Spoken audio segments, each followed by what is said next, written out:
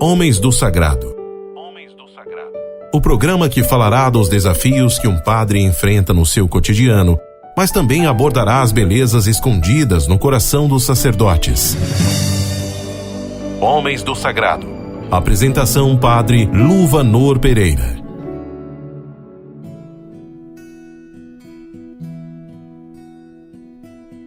Em nome do Pai, do Filho e do Espírito Santo.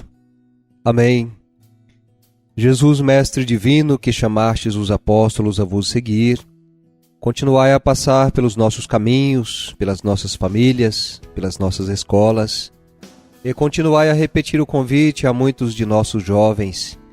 Dai coragem às pessoas convidadas, dai força para que vos sejam fiéis, como apóstolos leigos, como sacerdotes, como religiosos e religiosas, para o bem do povo de Deus e de toda a humanidade. Amém. Estamos iniciando mais uma vez nesta emissora o programa Homens do Sagrado, acolhendo você que também nos acompanha através da internet. Sejam muito bem-vindos. Programa esse que uma vez por semana nos permite meditar as coisas bonitas que Deus traz ao meu e ao seu coração. Acolho você, acolho também sua família, todos os sacerdotes, os religiosos e religiosas, de um modo especial nesse mês tão bonito, mês das vocações. Daqui de Goiânia, eu, Padre Luvanor, da equipe de formação no Seminário Interdiocesano, e você, de onde estiver, que Deus te encontre com a sua bênção. Pois bem, nesta quinta-feira, nos aproximando do terceiro domingo do mês, onde se refletirá sobre a vida consagrada, religiosa, quero aqui enviar o meu abraço a todas as consagradas, aos consagrados, aqueles que fizeram, que fazem parte da minha vida, e ao mesmo tempo motivar também a todos que sigam com coragem nesse caminho tão bonito, nesta vivência dos conselhos evangélicos. Somente a título de conhecimento, os religiosos e religiosas são aqueles que professam voto de pobreza, castidade e obediência, e também vivem um carisma especial dentro das várias congregações existentes na igreja. Os mais conhecidos são os franciscanos, os dominicanos, salesianos, entre tantas outras congregações existentes e que fazem um trabalho tão bonito na igreja. A todos o meu abraço, a minha acolhida. Dizer que tem muitas congregações boas, porém é preciso também recordar que algumas congregações precisam voltar a beber na fonte original do pensamento do seu fundador. Congregações estas que foram se afastando do seu princípio primário. Minhas orações a todos os religiosos e religiosas nesse dia. Louvado seja Deus pela missão dos bons religiosos que dão testemunho da sua alegria de consagrado, de consagrada no meio do mundo. Sejam bem-vindos, este é o programa Homens do Sagrado. Convido você a meditarmos juntos o tema deste dia. No programa de hoje vamos falar sobre o edificante testemunho da vida religiosa entre nós. O testemunho deles nos fala de Deus.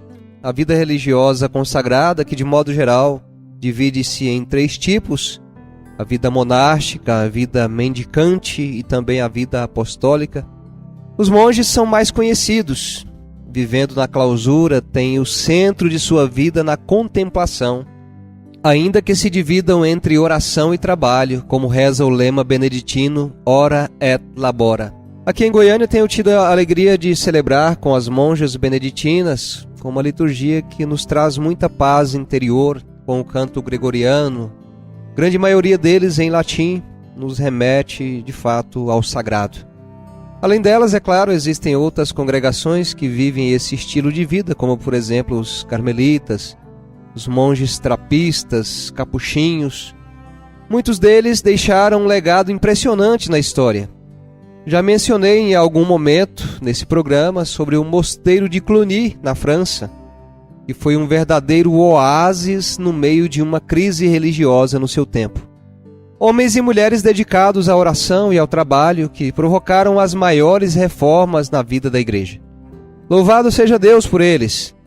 Lembramos uma Santa Catarina de Sena que é capaz de, com autoridade, ir até o Papa e pedir que ele volte para Roma, pois existia uma época em que os papas foram morar na cidade de Avignon, na França. E Santa Catarina de Sena é voz de Deus a falar até mesmo com o Papa, dizendo: em avião não é o seu lugar, volta para Roma. E então o Papa volta para Roma e assim a vida consagrada que exerce ali o seu papel tão essencial naquele momento. Tive a oportunidade de visitar a Ávila, na Espanha, no ano de 2011, por ocasião da Jornada Mundial da Juventude, e pude entrar na cela de Teresa d'Ávila, onde ela escreveu as suas grandes obras, como por exemplo Caminho de Perfeição, Castelo Interior das Moradas. E ali me impressionou ao ver a austeridade e a simplicidade do lugar onde ela vivia.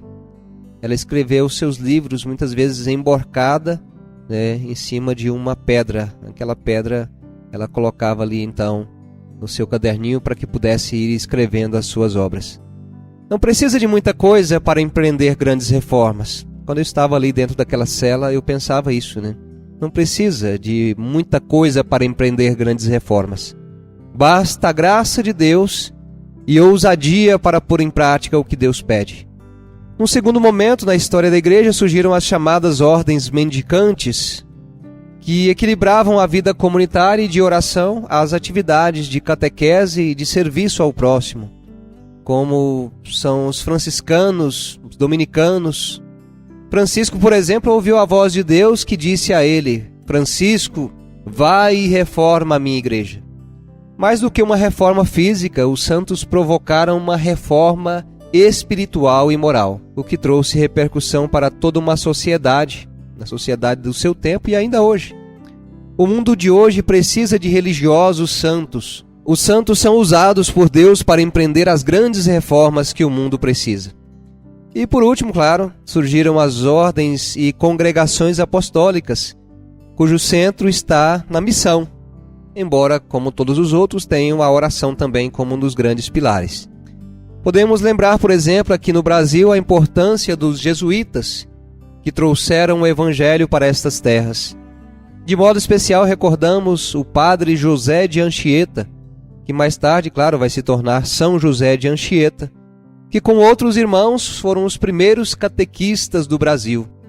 Esse país que teve como primeiro evento uma Santa Missa celebrada ali no Monte Pascal. Ao Brasil foi dado o nome de Terra de Santa Cruz. Muitas das nossas cidades e estados levam o nome dos nossos santos.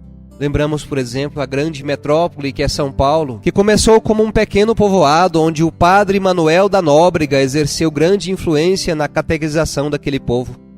Quantos religiosos foram e continuam sendo tão importantes para o mundo? Ao longo destes anos de sacerdócio, e mesmo antes de ser padre, tive contato com bons religiosos e religiosas que cuidam de enfermos, que estão na catequese, nas escolas.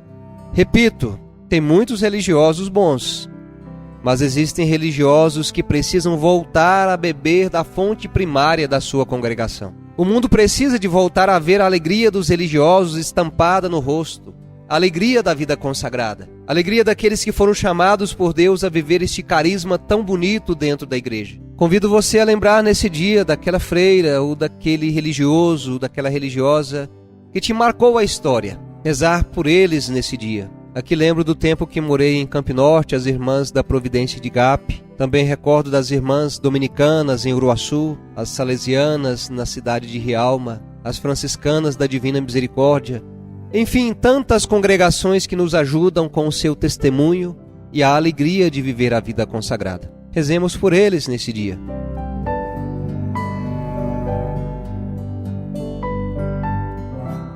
Abençoa, Senhor, aqueles religiosos que se encontram desanimados, pensando em desistir, fortalece-os na missão. Rezo por aqueles que se encontram enfermos. Te peço hoje, Senhor, fortalece-os na sua vida, devolvendo a graça da saúde.